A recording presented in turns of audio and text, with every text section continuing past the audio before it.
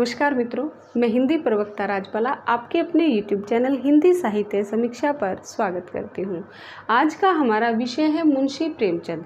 मुंशी प्रेमचंद से संबंधित यह मेरा तीसरा व्याख्यान है। इससे पहले के जो 2 व्याख्यान थे उसमें मैंने मुंशी प्रेमचंद के जीवन के विषय में और उनके उपन्यासों के विषय में आपको बहुत विस्तृत जानकारी प्रदान की है। यदि आप मुंशी प्रेमचंद के जीवन के विषय में और उनके उपन्यासों के विषय में बहुत महत्वपूर्ण जानकारी प्राप्त करना चाहते हैं तो आप मेरे पिछले वीडियो लेक्चर देख सकते हैं, उनसे बहुत लाभ आपको मिलेगा। और आज हम मुंशी प्रेमचंद की कहानियों का अध्ययन करेंगे, उसका विश्लेषण करेंगे। बहुत व्याख्यात्मक रूप से आज का भी व्याख्यान होने वाला है, तो मेरे इस व्याख्यान के साथ अंत तक जुड़े रहिएगा। तो जैसा कि आप जानते हैं कि मुंशी प्रेमचंद को हिंदी साहित्य में कथा सम्राट के नाम से जाना जाता है। जैसे कि उपन्यास क्षेत्र में इन्हें उपन्यास सम्राट की उपाधि प्राप्त हुई, इसी प्रकार कथा साहित्य में इन्हें कथा सम्राट की उपाधि प्राप्त हुई। इसके पीछे कारण क्या था कि मुंशी प्रेमचंद ने कहानी लेखन में भी जीवंत दृष्टि का एक परिचय दिया, क्योंकि मुंशी प्रेमचंद की यह विशेषता थी कि वे युगानुरूप अपने आप में परिवर्तन करते चलते थे। जैसा युग वैसा ही वो लेखन करना शुरू कर देते थे। और मुंशी प्रेमचंद से पहले जो कहानी लेखन हो रहा था वो या तो घटनाएं जो विकसित हो रही थी उनमें, या तो कोई आकस्मिक घटना उसमें दिखाई जाती थी, या कोई दैवीय घटना से घटनाओं का विकास किया जा रहा था। परंतु मुंशी प्रेमचंद ने एक नया परिवर्तन किया। उन्होंने घटनाओं का विकास जो है वो पात्रों की मानसिक विशेषताओं के आधार पर करना शुरू कर दिया, क्योंकि मुंशी प्रेमचंद स्वयं मानते हैं कि उत्तम कहानी वही कही जा सकती है जो किसी मनोवैज्ञानिक सत्य को उद्घाटित करती हो। तो मुंशी प्रेमचंद ने स्वयं मनोवैज्ञानिक कहानियों का हिंदी लेखन में सूत्रपात किया। जैसे कि उनकी जो कहानी, जो हिंदी की प्रथम कहानी भी मानी जाती है, पंच परमेश्वर, तो उस पंच परमेश्वर में पहली बार उन्होंने मनोवैज्ञानिक पात्रों की सृष्टि की, यानी कि पात्रों के मनोवैज्ञानिक सत्य को उन्होंने उभारा और फिर आगे चलते चलते बहुत एक उत्तम जीवन दृष्टि उनकी विकसित हुई। यानी कि मुंशी प्रेमचंद की कहानियों के 3 सोपान माने जाते हैं। 1900 लिखवाऊंगी मैं। 1915 से 1920 तक का जो उनका सोपान है वो प्रथम सोपान माना जाता है। फिर 1920 से 1930 द्वितीय सोपान माना जाता है। 30 से 36 तक उनका तृतीय सोपान माना जाता है। उसमें किस प्रकार की कहानियाँ थी, कौन कौन सी कहानियाँ थी, उन सब का हम बहुत विस्तृत रूप से विश्लेषण करेंगे। तो सबसे पहले हम बात करते हैं कि मुंशी प्रेमचंद की प्रथम कहानी कौन सी थी। तो मुंशी प्रेमचंद ने सबसे पहले उर्दू में कहानी लेखन शुरू किया था। जैसे उपन्यासों की जब मैंने आपको बताया उपन्यासों के विषय में, तो मैंने आपको बताया था कि मुंशी प्रेमचंद का सबसे जो पहला उपन्यास था वो असरारे माबिद था, जो 1903 से 1905 तक उन्होंने लिखा था। एक धारावाहिक रूप में आवाज़े खल्क एक पत्रिका थी, उसमें वो प्रकाशित हुआ था। यानी कि मुंशी प्रेमचंद ने अपने लेखन की शुरुआत किससे की थी? उर्दू से की थी। उसी प्रकार कहानी लेखन की शुरुआत भी उन्होंने उर्दू से की थी। अब हम बात करते हैं कि मुंशी प्रेमचंद की प्रथम कहानी कौन सी थी। ये प्रश्न काफ़ी बार पेपर में आ जाता है कि मुंशी प्रेमचंद की प्रथम कहानी कौन सी थी। तो लिख लीजिए, मुंशी प्रेमचंद की प्रथम कहानी कौन सी थी? दुनिया, कई जगह ये मिलता है दुनिया का सबसे अनमोल रतन, और कई जगह इसको लिखा हुआ मिलता है संसार का सबसे अनमोल रतन। ठीक है, दुनिया का सबसे अनमोल रत्न या संसार का सबसे अनमोल रत्न, ये क्या थी? ये 1907 ईस्वी में इनकी प्रकाशित हुई। कहाँ प्रकाशित हुई?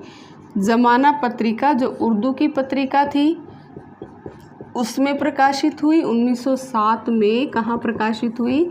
ज़माना पत्रिका में प्रकाशित हुई। और ज़माना पत्रिका के संपादक उस समय कौन थे? जैसे कि मैंने कल भी आपको बताया था, दयाराम निगम जो थे वो ज़माना पत्रिका के संपादक थे। अगर ये पूछ ले कि कौन से संग्रह में ये प्रकाशित हुई, तो ये प्रकाशित हुई सोज़े वतन में। ठीक है, सोज़े वतन जो था एक उर्दू का कहानी संग्रह था, जिसमें इनकी 5 कहानियाँ संकलित थी। तो पहली कहानी जो थी उसमें वो थी दुनिया का सबसे अनमोल रत्न। मुंशी प्रेमचंद इस कहानी के माध्यम से बताते हैं कि खून की वह आखिरी बूंद जो वतन के लिए गिरती है, वही दुनिया का सबसे अनमोल रत्न है। परंतु इस विषय में भी थोड़ा सा विवाद है। एक लेखक हैं जिनका नाम है कमल किशोर गोयनका। कमल किशोर गोयनका, इन्होंने एक नया अध्ययन मुंशी प्रेमचंद को लेकर किया, जिसका नाम था मुंशी प्रेमचंद।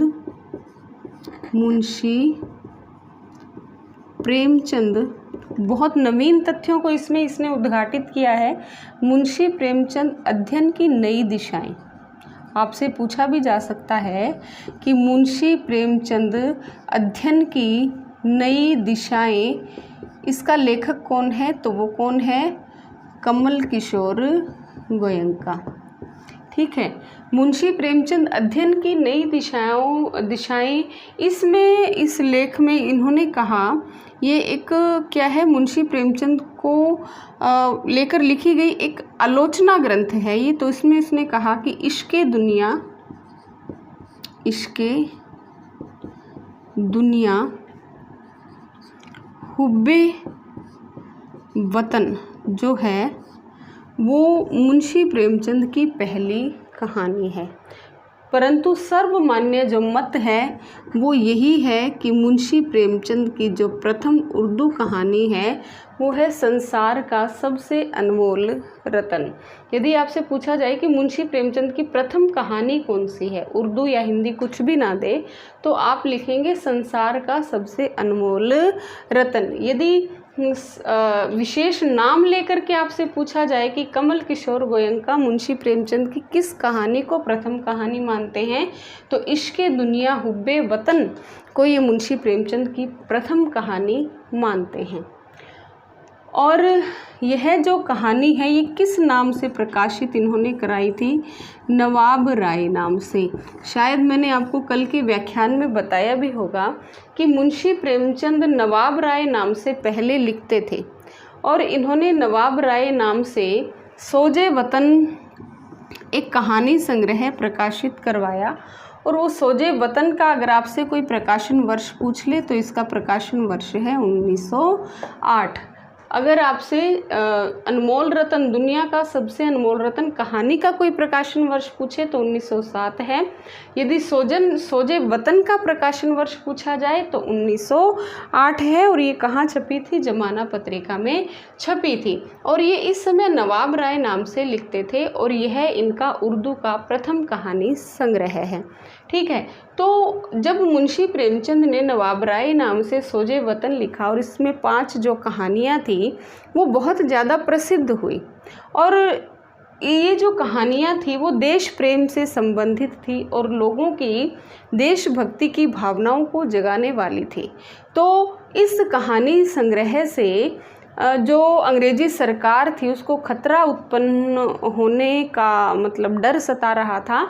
तो उन्होंने क्या किया, सोजे वतन को जब्त कर लिया और इसकी जितनी भी प्रतियां थी वो सारी जला करके राख कर दी और नवाब राय के लिखने पर भी प्रतिबंध लगा दिया। फिर मुंशी प्रेमचंद जो है वो नवाब राय नाम से इन्होंने लिखना बंद कर दिया और फिर दयाराम निगम के कहने पर इन्होंने प्रेमचंद नाम से लिखना शुरू कर दिया था। ठीक है, आ गया होगा समझ में। मुंशी प्रेमचंद की प्रथम कहानी अगर कोई पूछे तो दुनिया का सबसे अनमोल रतन कब प्रकाशित हुई, 1907 में। कहाँ प्रकाशित हुई, जमाना पत्रिका में। और जमाना पत्रिका के संपादक कौन थे, दयाराम निगम थे। और इनका प्रथम कहानी संग्रह यानी कि यह कौन से कहानी संग्रह में थी, तो सोजे वतन में थी। और सोजे वतन कहानी संग्रह कब प्रकाशित हुआ था, 1908 में। यदि कोई विशेष नाम से आपसे पूछ ले कि कमल किशोर गोयनका जो है वो मुंशी प्रेमचंद की प्रथम कहानी किसे मानते हैं, तो वो मानते हैं इश्क़े दुनिया हुब्बे वतन को। और ये भी पूछा जा सकता है कि मुंशी प्रेमचंद अध्ययन की नई दिशाएं किसकी किताब है, किसकी लिखी हुई है, तो वो किसकी है, कमल किशोर गोयनका की। आ गया होगा समझ में। चलिए आगे करते हैं। हिंदी की अगर हम बात करें कि मुंशी प्रेमचंद की हिंदी में कौन सी प्रथम कहानी थी, तो ये भी एक लेखकों में या विद्वानों में एक विवाद का विषय बना हुआ है। बहुत से विद्वान जो है वो अलग अलग नाम की कहानियों को हिंदी की प्रथम कहानी मानते हैं। तो चलिए सबसे पहले हम नाम लिख लेते हैं। इनकी जो 3 कहानियां हैं वो हिंदी की प्रथम कहानी होने का दावा करती हैं। पंच परमेश्वर और तीसरी है परीक्षा। ठीक है, सोत, पंच परमेश्वर और परीक्षा। जो डॉक्टर नगेंद्र हैं, कौन, डॉक्टर नगेंद्र जो हैं वो सोत को हिंदी की प्रथम कहानी, हिंदी की नहीं, मुंशी प्रेमचंद की प्रथम कहानी मानते हैं।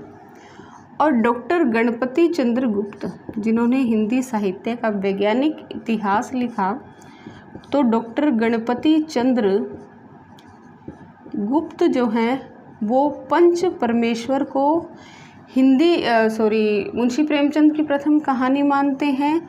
और कमल किशोर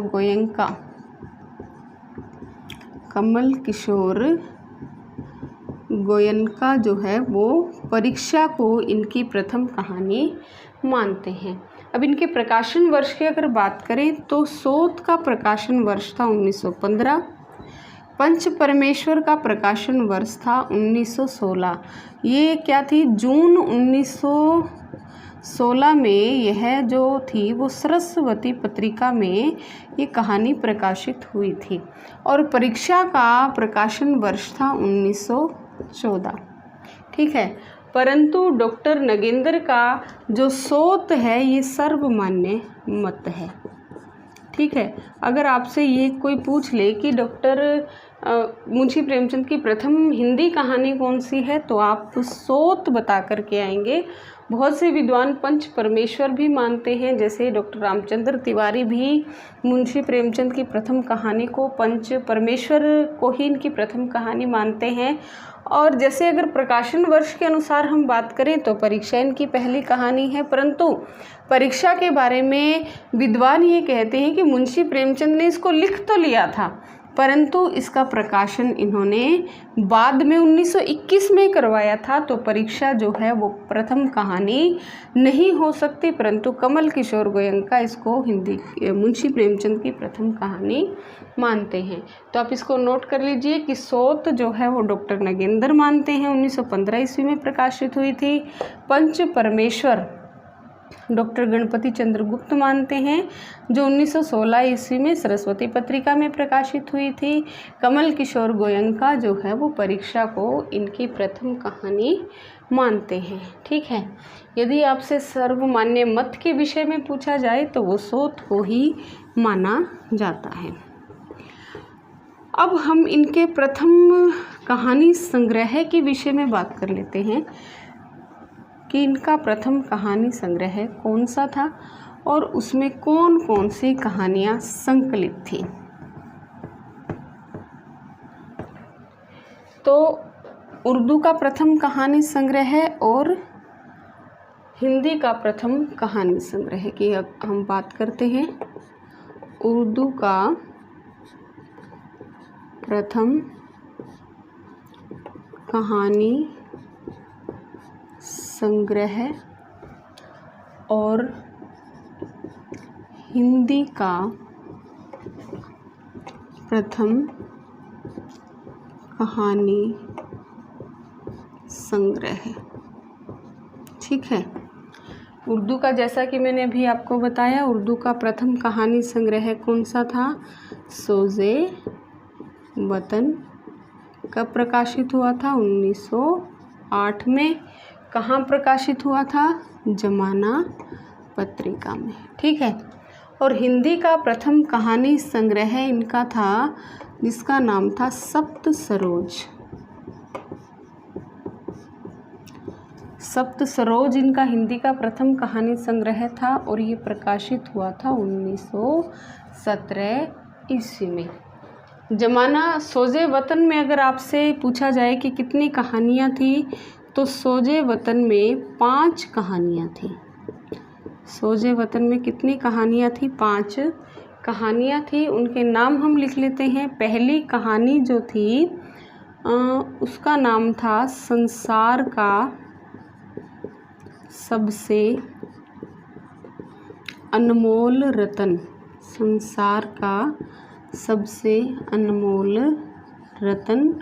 और ये बताते हैं कि खून की वह आखिरी बूंद जो वतन के काम आए, वही संसार का सबसे अनमोल रतन है। दूसरी जो कहानी थी वो थी इश्क़े दुनिया। इश्क़े दुनिया हुब्बे वतन। ठीक है। तीसरी जो कहानी थी उसका नाम था यह मेरा वतन है। यह मेरा वतन है।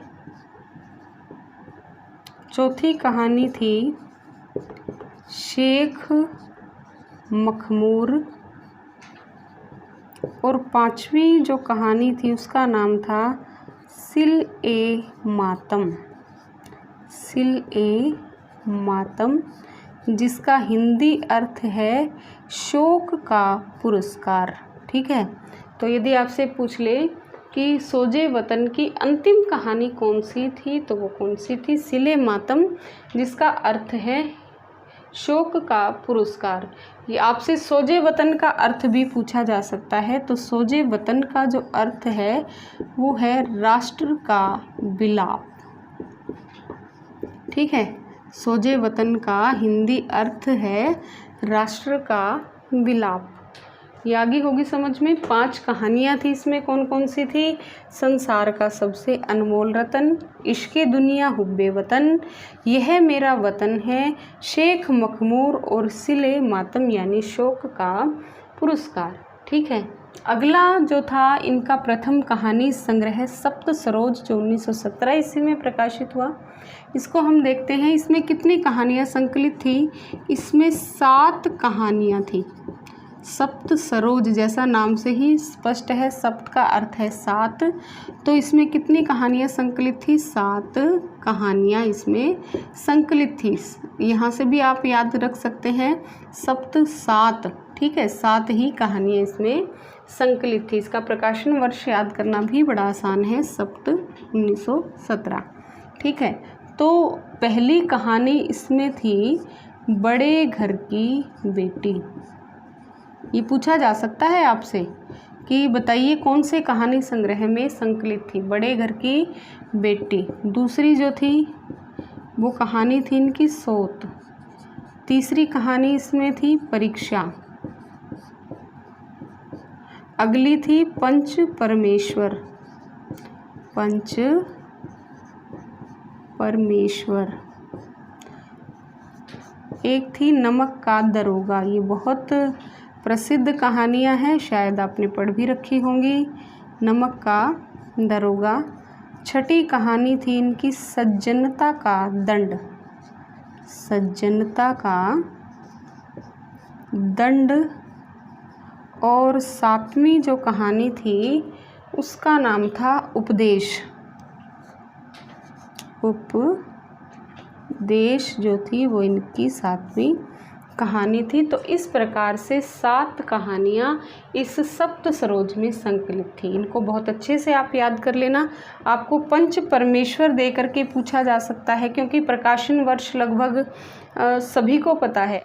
आजकल का जो परीक्षक है वो ये देखना चाहता है कि जो आवेदक है या जो परीक्षा दे रहा है, परीक्षार्थी है, उसने कितनी गहराई से अध्ययन किया है। तो पंच परमेश्वर तो हर कोई बता देगा कि इसका प्रकाशन वर्ष क्या था और ये किसकी लिखी हुई है। ये भी बता सकता है कि ये सरस्वती पत्रिका में छपी थी। तो यदि ये पूछे कि पंच परमेश्वर किस कहानी संग्रह में थी, तो ये बताना थोड़ा मुश्किल हो जाएगा। जिस बच्चे ने बहुत गहराई से पढ़ा हुआ है केवल वही इसका उत्तर दे पाएगा। तो सप्त सरोज में ये पंच परमेश्वर संकलित थी। इसी तरह किसी भी, क्योंकि सारी ही कहानियाँ प्रसिद्ध हैं, किसी भी कहानी को देकर के उसका नाम देकर के पूछा जा सकता है कि कौन से कहानी संग्रह में ये कहानी जो है वो लिखी गई थी या संकलित थी। तो आप उसको बता सकते हैं यदि आपने बहुत अच्छे से इसको याद किया है। ठीक है, तो यदि आपने नहीं लिखा है तो मेरी वीडियो को दोबारा चला कर के आप लिख सकते हैं, और यदि आप स्क्रीनशॉट लेना चाहें तो भी इसका ले सकते हैं। ठीक है, तो अभी हम जो है हमने बात की कि इनका कौन सा कहानी संग्रह पहला है, कौन सी इनकी पहली उर्दू की कहानी है, कौन सी इनकी हिंदी की कहानी है। इन सब बातों का हमने बहुत गहराई से अध्ययन किया है। और अब मैं बताना चाहूँगी कि मुंशी प्रेमचंद ने अपने जीवन में, तो मुंशी प्रेमचंद ने अपने जीवन में 300 से अधिक कहानियाँ लिखी। कितनी कहानियाँ लिखी? मुंशी प्रेमचंद ने, कहीं कहीं लिखा आता है कि लगभग 300 लिखी, और कहीं लिखा हुआ आता है कि मुंशी प्रेमचंद ने 300 से अधिक कहानियाँ लिखी। यदि लगभग की हम बात करें तो इन्होंने 292 कहानियाँ लिखी। ठीक है, लगभग 300। और ये कहानियाँ जो हैं वो इनके जीवन में कितने कहानी संग्रह प्रकाशित हुए उनकी हम बात करें तो इनके जीवन में जो कहानी संग्रह प्रकाशित हुए वो लिख लेते हैं। पहला कहानी संग्रह जो मैंने आपको बताया उसका नाम था सप्त सरोज। दूसरे का नाम था नवनिधि। सप्त सरोज 1917 ईस्वी में प्रकाशित हुआ था। नवनिधि भी 1917 में प्रकाशित हुआ था। और तीसरा है प्रेम पूर्णिमा। प्रेम पूर्णिमा भी प्रेम पूर्णिमा 1918 ईस्वी में प्रकाशित हुआ था। प्रेम पच्चीसी, प्रेम पच्चीसी 1923 ईस्वी में प्रकाशित हुआ था। और प्रेम प्रतिज्ञा 1929 ईस्वी में प्रकाशित हुआ था। प्रेम प्रतिज्ञा 1929 ईस्वी में। और एक और इनका कहानी संग्रह मिलता है जिसका नाम है समर यात्रा, भी इनका कहानी संग्रह माना जाता है। इसका प्रकाशन वर्ष माना जाता है 1926। और प्रेम द्वादशी, प्रेम द्वादशी इसका प्रकाशन वर्ष भी माना जाता है 1926। एक और माना जाता है इनका जिसका नाम है सप्त सुमन। सप्त सुमन जो कब प्रकाशित हुआ था 1930 ईस्वी में। और जो अंतिम इनका माना जाता है वो माना जाता है कफन, जो कब प्रकाशित हुआ 1936 ईस्वी में। ठीक है, तो ये क्या थे, ये इनके कहानी संग्रह थे। आप इनको बहुत अच्छी प्रकार से नोट कर लीजिए और याद कर लीजिए, ठीक है। अब हम बात कर रहे थे कि मुंशी प्रेमचंद के जो कहानी लेखन है उसको 3 सोपानों में बांटा जाता है। प्रथम सोपान, द्वितीय सोपान और तृतीय सोपान। प्रथम सोपान में उनकी कौन सी कहानियाँ थी, द्वितीय सोपान में कौन सी कहानियाँ थी और तृतीय सोपान में कौन सी कहानियाँ थी, उनका हम यहाँ पर विश्लेषण करेंगे, ठीक है। प्रथम सोपान, इसका समय माना जाता है 1915 से 1920। इसकी विशेषता क्या थी कि ये आदर्शवाद से प्रभावित है। क्या है ये? आदर्शवाद इसमें इनका दिखाई पड़ता है। तो इनकी जो कहानियाँ थी इसमें एक तो थी बड़े घर की बेटी, बड़े घर की बेटी, ज़्यादातर वही कहानियाँ हैं जो इनकी प्रथम कहानी संग्रह में थी। सोत, पंच परमेश्वर, पंच परमेश्वर, सज्जनता का दंड,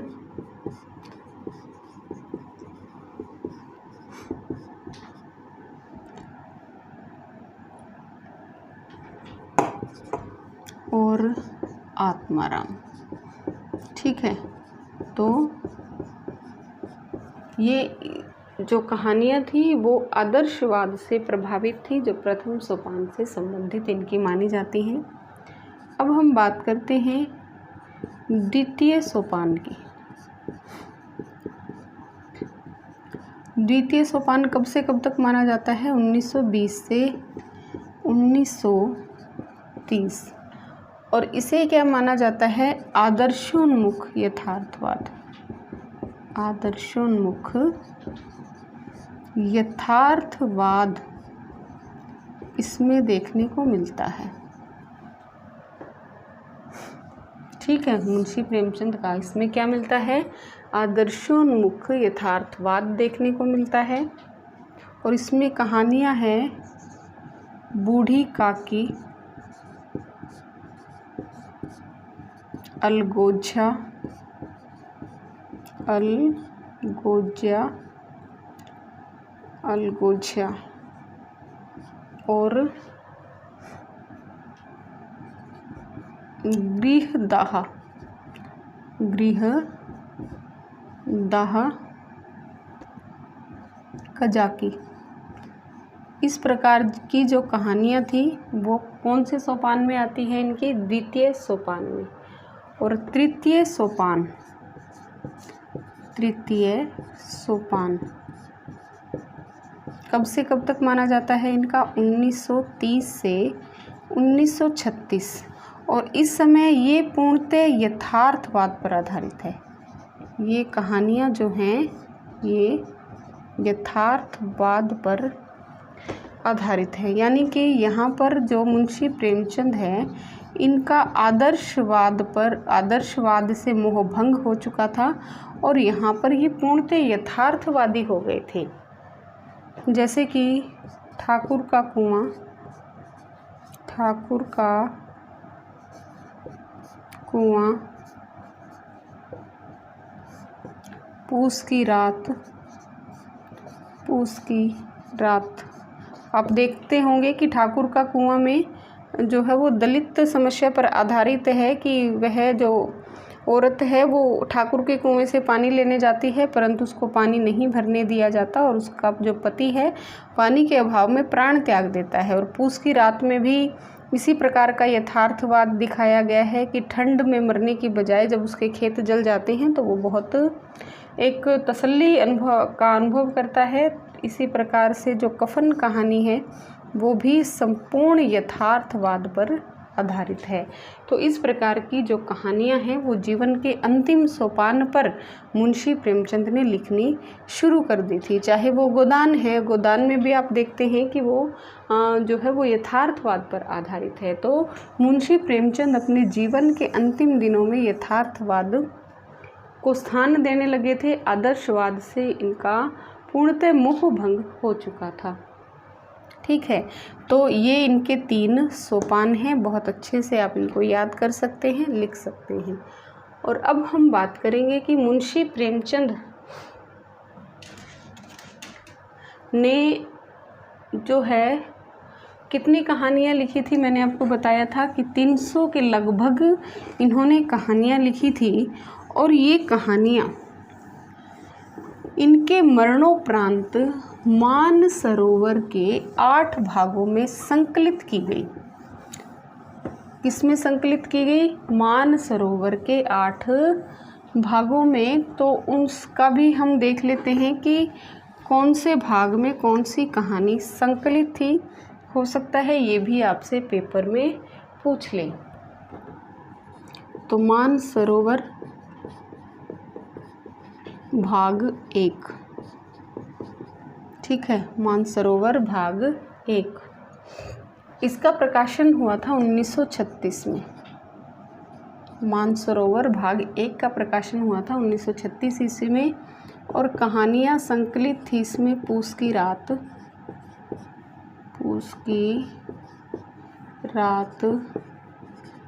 ठाकुर का कुआं,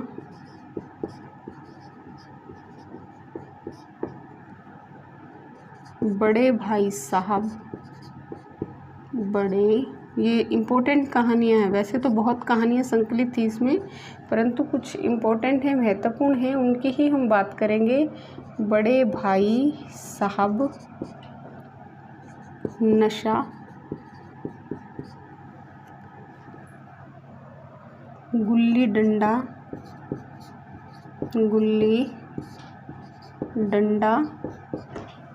और ईदगाह। एक बच्चों की मनोवैज्ञानिकता का इसमें बहुत अच्छा चित्रण किया गया है। और यदि आपसे ईदगाह का प्रकाशन वर्ष पूछे तो यह 1933 ईस्वी में कहानी जो है वो प्रकाशित हुई थी। तो मानसरोवर के पहले भाग में जो 1936 ईस्वी में प्रकाशित हुआ, महत्वपूर्ण कहानियाँ कौन सी थी? पूस की रात यथार्थवाद से संबंधित थी, ठाकुर का कुआं, बड़े भाई साहब, नशा, गुल्ली डंडा और ईदगाह। ये सारी ही कहानियाँ बहुत प्रसिद्ध हैं। तो ये कहाँ संकलित हुई? मानसरोवर के प्रथम भाग में। ठीक है, अब बात करते हैं मानसरोवर भाग 2 की, जो 1936 में ही प्रकाशित हुआ। इसमें जो महत्वपूर्ण कहानियाँ थी वो थी, एक तो थी मिस पद्मा, जो बहुत प्रसिद्ध हुई इनकी कहानी। दूसरी इनकी कहानी थी 2 बैलों की कथा। ये भी बहुत महत्वपूर्ण इनकी कहानी है, बहुत प्रसिद्ध कहानी है 2 बैलों की कथा। और तीसरी थी गृह नीति, और चौथी थी इसमें कैदी। ठीक है, ये कहानियाँ जो थी वो मानसरोवर के 2 भाग में संकलित थी। ठीक है, लिख लिया होगा आपने, मिस पद्मा, 2 बैलों की कथा, गृह नीति और कैदी। अब हम बात करते हैं मानसरोवर भाग 3 की। इसका प्रकाशन हुआ 1938 ईस्वी में।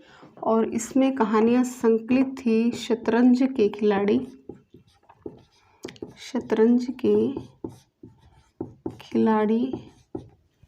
दूसरी थी माता का हृदय,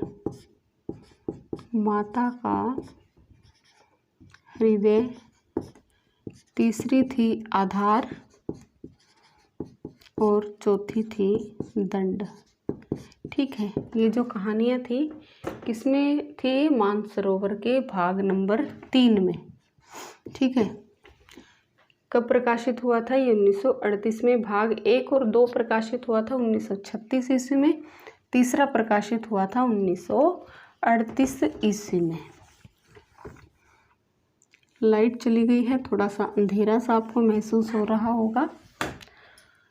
मानसरोवर भाग अब 4 की हम बात कर लेते हैं कि मानसरोवर भाग 4 में कौन सी कहानियाँ संकलित थी। यह प्रकाशित हुआ था 1939 ईस्वी में और इसमें कहानियाँ थी सवा सेर गेहूँ, सवा सेर गेहूँ, महापौर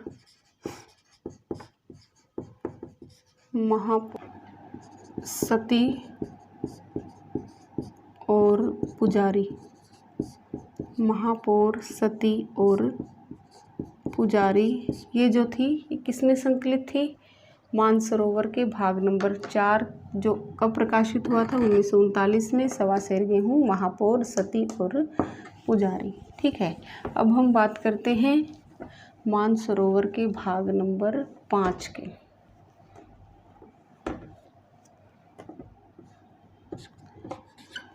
जो कब प्रकाशित हुआ था 1946 ईस्वी में प्रकाशित हुआ था और इसमें जो कहानियाँ हैं वो मानी जाती है, एक तो कजाकी, दूसरी ममता,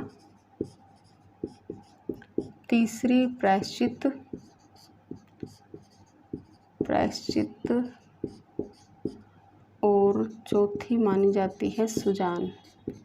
ठीक है, ये जो कहानियाँ हैं ये कौन से संग्रह में संकलित थी, मानसरोवर के भाग नंबर 5 में। अब मानसरोवर का भाग नंबर 6 हम देखते हैं और ये भी प्रकाशित हुआ था 1946 ईस्वी में। इसमें कौन कौन सी कहानियाँ थी देखिए, पछतावा, आप बीती और आभूषण। पछतावा, आप बीती और आभूषण, ये जो कहानियाँ थी महत्वपूर्ण थी, मतलब बहुत प्रसिद्ध हुई, तो ये मानसरोवर के भाग नंबर 6 में प्रकाशित हुई थी, जो कि 1946 ईस्वी में प्रकाशित हुआ था। अब हम देख लेते हैं मानसरोवर भाग 7। भाग 7 में आत्माराम और जुलूस, और ये प्रकाशित कब हुआ था 1947 में। ठीक है, वीडियो बहुत लंबा हो गया है, चलिए कोई बात नहीं। अब हम बात करते हैं मानसरोवर भाग 8 की। ठीक है, ये अंतिम भाग, तो इसमें प्रकाशित हुई थी और ये प्रकाशित हुआ था 1950 में और इसमें थी सोत, नमक का दरोगा,